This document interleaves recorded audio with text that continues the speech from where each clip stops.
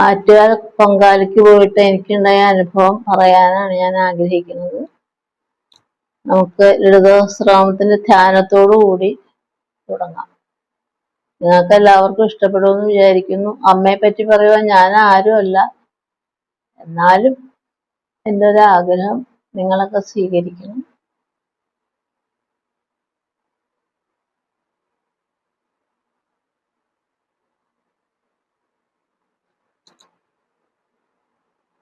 സിന്ദൂരാരുണ വിഗ്രഹാം ത്രിനയനാം മാണിക്യമമലസ്ഫുര താരാനായക ശേഖരാ സ്മൃതിമുഖീ മാപീനവക്ഷോരുഹാം പാണിഭ്യാമളിപൂർണ രത്നചഷകം രക്തോൽപലം ബേഭൃതിം സൗമ്യാം രത്നകടസ്ഥ രക്തചരണാം ധ്യായേത് പരമാംബികാ ധ്യായേത് പത്മാസനസ്ഥാം വികസിതവദനാം പത്മപത്രാദയാക്ഷ്യം ഹേമാംഭാം പീതവസ്ത്രാം കരകലിത രസദ് ഹേമപത്മാവരാംഗീം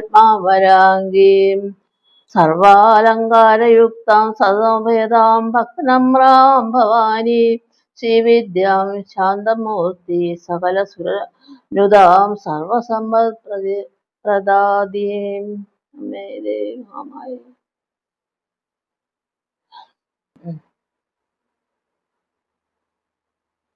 ആറ്റാരം അമ്മയെ പ്രാർത്ഥിച്ചിട്ട് എനിക്കുണ്ടായ അനുഗ്രഹം ഞാൻ പറയാൻ എന്ന് വിചാരിക്കുന്നു.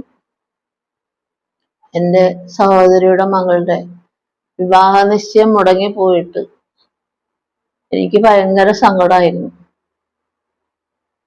2017 ഈ സംഭവം.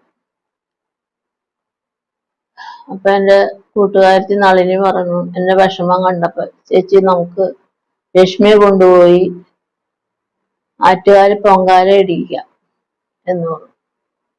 അങ്ങനെ രശ്മിയെയും കൂട്ടിക്കൊണ്ട് ആറ്റുകാലിൽ പോവുകയും അമ്മയുടെ തിരുമുമ്പിൽ പൊങ്കാല ഇടുകയും ചെയ്ത് ഞങ്ങൾ വന്നു. മോളെ കൊണ്ടുപോയി പൊങ്കാല ഇടിയിച്ചു. ഇവിടെ വന്ന് 6 മാസം ആയില്ല, അപ്പോഴത്തേക്കും അവൾക്കൊരു നല്ല കല്യാണാലോചന വന്നു. ജാതകമൊക്കെ ചേർന്നു. ഞങ്ങളെല്ലാം മുടങ്ങിപ്പോയ കാര്യങ്ങളൊക്കെ അവരോട് പറഞ്ഞു. അവർക്ക് അതിനൊന്നും കുഴപ്പമുണ്ടായില്ല. ഇന്നും എൻ്റെ മോള് സുഖമായിട്ട് അമേരിക്കയിൽ സന്തോഷമായിട്ട് ജീവിക്കുന്നു. മോളും ഉണ്ട്. അതൊരനുഭവമാണ് എനിക്ക്. അന്ന് മുതൽ ഇന്ന് വരെ രശ്മിക്ക് പറ്റിയില്ലെങ്കിലും ഞാൻ അവിടെ പോയി തിരുമുമ്പിൽ പോയി തൊഴുകയും ചെയ്യും, ദേവിയെ പ്രാർത്ഥിക്കുകയും ചെയ്യും, പൊങ്കാല ഇട്ട് പോയി. അതാണ് എൻ്റെ അനുഭവം. എല്ലാവർക്കും അനുഭവമുണ്ട്. ദേവി ഒരു പ്രാവശ്യം ചെന്ന് കണ്ട് പ്രാർത്ഥിച്ചാൽ മതി, അമ്മ എല്ലാ അനുഗ്രഹങ്ങളും നമുക്ക് തരും. പിന്നെ ആറ്റുകാലമ്മയെ പറ്റി പറയുകയാണെങ്കിൽ നമുക്കൊന്നും പറയാം, അറിഞ്ഞൂടാ. എങ്കിലും അമ്മയെ സ്തുതിച്ച് അറിയാവുന്നതുപോലെ പറയുവാൻ ഞാൻ ആഗ്രഹിക്കുന്നു. കുറഞ്ഞത് ഒരു 10 പ്രാവശ്യമെങ്കിലും ഞാൻ പോയിട്ടുണ്ട് ആറ്റുകാലമ്മയുടെ അടുത്ത്. ആരോഗ്യം ഉണ്ടായിട്ടൊന്നുമല്ല, എന്നാലും ആഗ്രഹം നമുക്ക് ആ സമയമാകുമ്പോൾ നമുക്ക് അവിടെ ഓടിയെത്താണ്ട് പറ്റില്ല എന്നുള്ളതാണ് എൻ്റെ ഒരു പ്രാർത്ഥന. ഇന്ന് ഞാൻ പോവാനായിട്ട് എല്ലാ പദാർത്ഥങ്ങളും മേടിച്ചു, കലം മേടിച്ചു. ഇന്ന് വെള്ളിയാഴ്ചയായിട്ട് നല്ല ദിവസമാണല്ലോ, അപ്പൊ അതുകൊണ്ടൊന്ന് ഓടിപ്പോയി വന്ന് ഇവിടെ ഇരുന്നപ്പോഴാണ് എനിക്കൊന്ന് പറയാൻ തോന്നിയത്. 10 ദിവസത്തെ മഹോത്സവമായിട്ട് ആറ്റുകാൽ പൊങ്കാല തുടക്കമായി. അമ്മയെ കാപ്പുകെട്ടി കുടിയിരുത്തി അമ്മ തയ്യാറെടുപ്പോടെ നമ്മളെല്ലാം സ്വീകരിക്കുവാനായിട്ട് ആറ്റുകാലിലിരിക്കുകയാണ്. കരുണാമയിയായ അമ്മയുടെ അത്ഭുതങ്ങൾ പറയുവാൻ ഞാൻ ആരുമല്ല, എങ്കിലും അമ്മയെ സ്മരിച്ചിട്ട് അറിയാവുന്നതുപോലെ പറയുവാൻ അമ്മ അനുഗ്രഹിക്കട്ടെ. കുറഞ്ഞത് ഒരു 10 വർഷമെങ്കിലും ഞാൻ ആറ്റുകാലിൽ പൊങ്കാല ഇടാൻ പോയിട്ടുണ്ട്.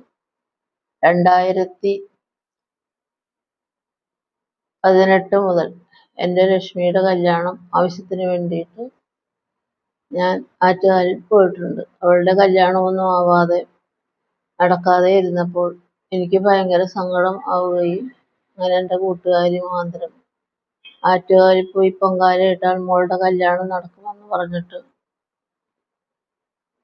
അവളെയും കൊണ്ടുപോയി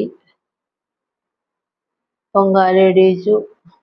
6 മാസത്തിനകം രശ്മിക്ക് നല്ല കല്യാണം വന്നു. ഇന്ന് അവർ സുഖമായിട്ട് അമേരിക്കയിൽ മോളോടുകൂടി താമസിക്കുന്നു.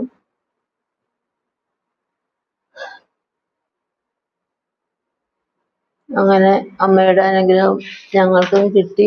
എന്നാലും ഇന്ന് വരെ ഞാൻ അമ്മയെ വർഷത്തിലൊരിക്കൽ പോവാതിരുന്നിട്ടില്ല. വയ്യെങ്കിലും പോകും. നിങ്ങളും എല്ലാവരും അങ്ങനെ പോയി അമ്മയുടെ അനുഗ്രഹം എല്ലാം മേടിക്കണം. ഒരു പ്രാവശ്യം പ്രാർത്ഥിച്ചാൽ ദേവി നമ്മുടെ ആഗ്രഹങ്ങൾ സാധിച്ചു തരും.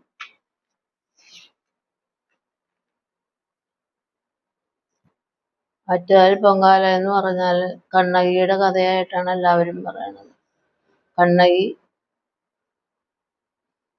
കണ്ണകിയും കോവലനും വളരെ സ്നേഹത്തിൽ ജീവിച്ചിരുന്ന ആൾക്കാരാണ്. കണ്ണകി ശ്രീ പാർവ്വതീദേവിയുടെ പുത്രിയായിട്ടാണ് സ്മരിക്കുന്നത്.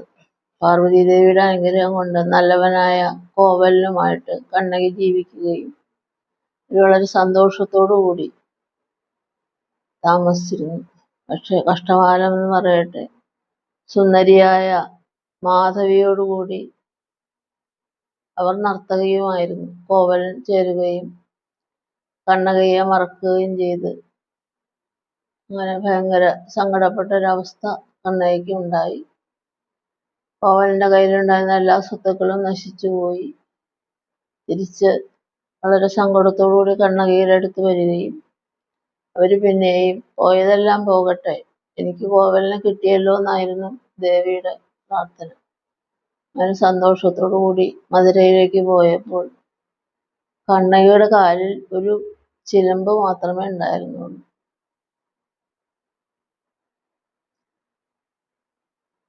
അത് മധുരയിലെ രാജ്ഞിയുടെ ചിലമ്പാണെന്ന് പറഞ്ഞൊരു തട്ടാൻ കോവലിനെ പിടിച്ച് കൊണ്ടുപോയി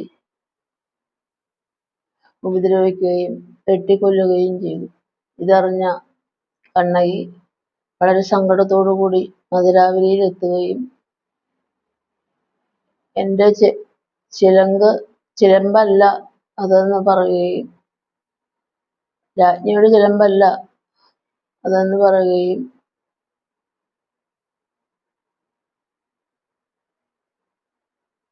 ഭയങ്കര ദേഷ്യത്തോട് ഭദ്രകാളിയായിട്ട് ഭഗവതി അവിടെ നിന്ന് പോന്ന് അവരുടെ തൻ്റെ മാറിടം വലിച്ചെറിഞ്ഞ് ശപിച്ചു മധുരയെ. എന്നാൽ ദേവി നല്ലവരെ രക്ഷിച്ചു. അവർക്ക് യാതൊരു ആപത്തും കൂടാതെ കാത്തു. പിന്നെ അമ്മ വേറൊരു രൂപം പ്രാപിച്ചു. അങ്ങനെ കാവേരി നദിയുടെ തീരത്തൂടെ നടക്കുമ്പോൾ മുല്ലയ്ക്കൽ കാരണവരെ കാണുകയും ഒരു കുട്ടിയായിട്ട് അമ്മ മാറി. എന്നെ പിള്ളിയാറിന്റെ അപ്പുറം കടത്തി തരണമെന്ന് കാരണവരോട് പറഞ്ഞു. അപ്പോൾ കാരണവർക്ക് തോന്നി ഇത് സാധാരണ ഒരു കുട്ടിയല്ല, ഞാൻ ആറ് കടത്തി തരാം എന്ന് സ്വീകരിച്ചു കൊണ്ടുപോയി മുല്ലയ്ക്കൽ വീട്ടുകാരോട് പറഞ്ഞു. ഒരുക്കങ്ങളെല്ലാം ചെയ്തു. പക്ഷെ രാത്രി ആയപ്പോൾ ദേവിയെ കണ്ടില്ല. കാരണവർ ഉറങ്ങാൻ കിടന്നപ്പോൾ സ്വപ്നം കാണിച്ചു, ഇവിടെ അടുത്തൊരു കാവുണ്ടെന്നും അവിടെ ഒരു 3 മര കാണും, അവിടെ എനിക്കൊരു അമ്പലം പണിത് എന്നെ അവിടെ ഇരുത്തണമെന്നും അതോടുകൂടി നിങ്ങളുടെ കഷ്ടകാലവും തീരും, നാട്ടുകാരുടെ എല്ലാ അനുഗ്രഹങ്ങളും സാധിക്കും. അങ്ങനെയാണ് ആറ്റുകാൽ ഭഗവതി ക്ഷേത്രം ഉണ്ടായതെന്ന് പറയുന്നു. പിന്നെ അവിടെ എല്ലാവരും കൂടെ കൂടിയിട്ട് വലിയൊരു അമ്പലം പണിയാനും അത് പ്രശസ്തിയായിട്ട് തീർന്നു. എല്ലാവർക്കും അമ്മയുടെ അനുഗ്രഹം കിട്ടിത്തുടങ്ങി. ഭദ്രകാളിയായിട്ടും എല്ലാം അവതരിച്ചെങ്കിലും ഭക്തർക്ക് അമ്മ കരുണാമയിയാണ്. എല്ലാ ആഗ്രഹങ്ങളും അമ്മ സാധിച്ചു കൊടുക്കും. മക്കളില്ലാത്തവർക്ക് മക്കള്, വിവാഹം നടക്കാത്ത പെൺകുട്ടികളുടെ വിവാഹം ഏത് കാര്യം നമ്മൾ കിടപ്പിടമില്ലാത്തവർക്ക് കിടപ്പിടം, ഏത് കാര്യം നമ്മൾ വിചാരിച്ച അമ്മയെ പ്രാർത്ഥിച്ചാലും നമ്മുടെ ആഗ്രഹം സാധിച്ചു വരും. എല്ലാവരും ഇവിടെ വന്ന് പൊങ്കാലയൊക്കെ ഇട്ട്, വിദേശത്തുനിന്ന് പോലുള്ള വനിതകൾ വന്നാണ് ഇപ്പൊ പൊങ്കാല ഇടുന്നത്. ലക്ഷക്കണക്കിന് ജനങ്ങൾ. സ്ത്രീകളുടെ ശബരിമലയാണ് ഇപ്പോൾ ആറ്റുകാൽ ഭഗവതി ക്ഷേത്രം എന്നാണ് പറയാനുള്ളത്. കൂടുതലൊന്നും പറയാനില്ല. അമ്മയെ പറ്റി എന്ത് പറയാനാണ്? അമ്മയുടെ പ്രശസ്തി നമ്മളൊന്നും വർണ്ണിച്ചാൽ തീരുന്നതല്ലല്ലോ. എന്നാലും എൻ്റെ ഒരു ചെറിയ വാക്കുകൊണ്ട് ഞാനത് പറഞ്ഞു. തെറ്റുണ്ടെങ്കിൽ ക്ഷമിക്കണം. നിങ്ങൾക്ക് ഇഷ്ടപ്പെടുമെങ്കിൽ ലൈക്ക് ചെയ്യണം, സബ്സ്ക്രൈബ് ചെയ്യണം. ഇത്ര പറയാനുണ്ട്.